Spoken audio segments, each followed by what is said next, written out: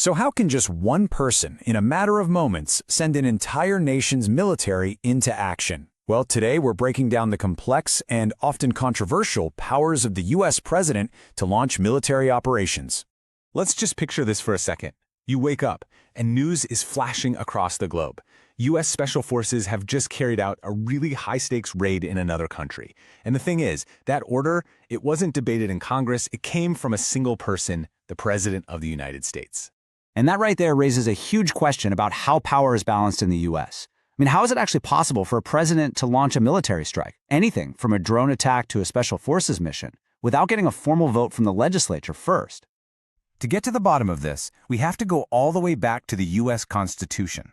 It's a document that was actually designed with this deliberate push and pull of power, especially when it comes to something as big as going to war.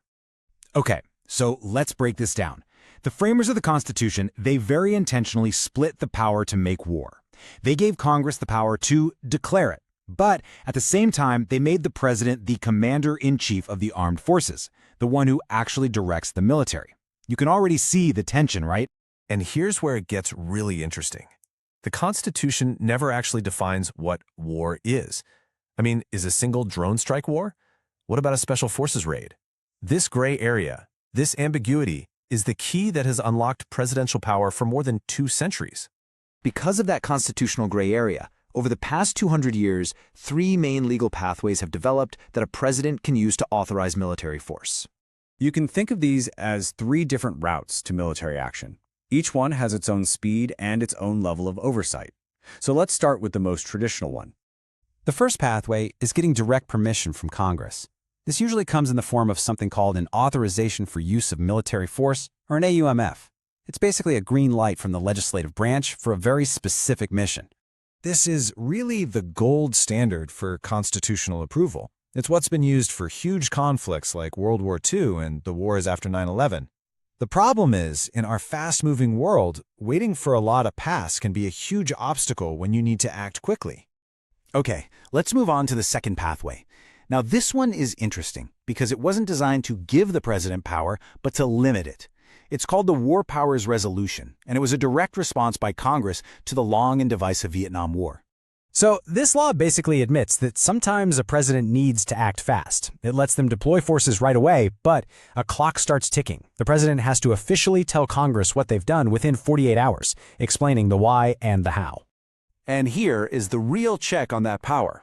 The military operation has to stop within 60 days unless Congress says it's okay to continue. In reality, though, what exactly counts as hostilities gets debated a lot, which gives presidents a little bit of wiggle room. All right, now for the third path, which is by far the most used one in the modern era. This one comes directly from the president's inherent powers as commander-in-chief, which are granted by Article 2 of the Constitution itself. This is the most flexible tool a president has. For a long time, presidents have argued that their job as commander-in-chief gives them the power to launch limited military operations to protect American citizens and interests without having to go to Congress first. And yet, most modern military strikes fall under this justification. So you can see a clear trend here, right? Presidents are relying more and more on these faster, more flexible powers. The big question is, why? Well, the answer has a lot to do with how war itself has changed. Just think about it. In the 19th century, declaring war was a slow, formal process that took weeks or months. Today, threats can pop up in a matter of seconds. We're talking about a terrorist cell planning an attack, a sudden hostage crisis, or a cyber attack on critical infrastructure.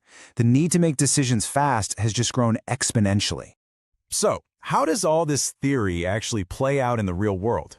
Let's look at a few recent examples that cut across political parties. They really show how this has just become standard practice. Yeah, this really shows you the playbook. You have President Obama using his Article 2 powers for airstrikes in Libya.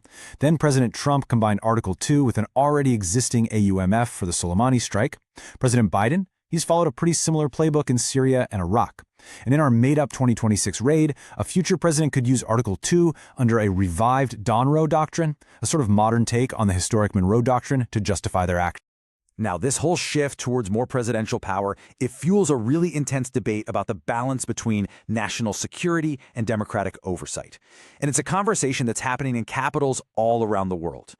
So it all boils down to this fundamental tension. On one side, you have critics who argue that this system just gives one person way too much power to start a conflict without any real debate. But on the other side, supporters say that in a dangerous world with fast-moving threats, this kind of flexibility is absolutely essential for keeping the country safe.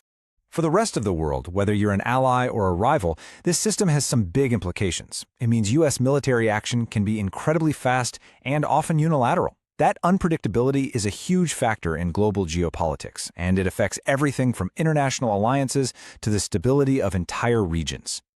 So, to wrap this all up in a nutshell, because of that gray area in the Constitution and the way that warfare has evolved, the President of the United States can, in fact, launch a whole range of military operations without ever asking Congress for a vote first. And all of this leaves us with the ultimate question for our time. In an age of instant, global threats, who should hold the power to act? There are no easy answers here.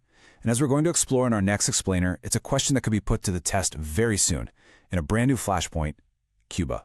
We'll see you then.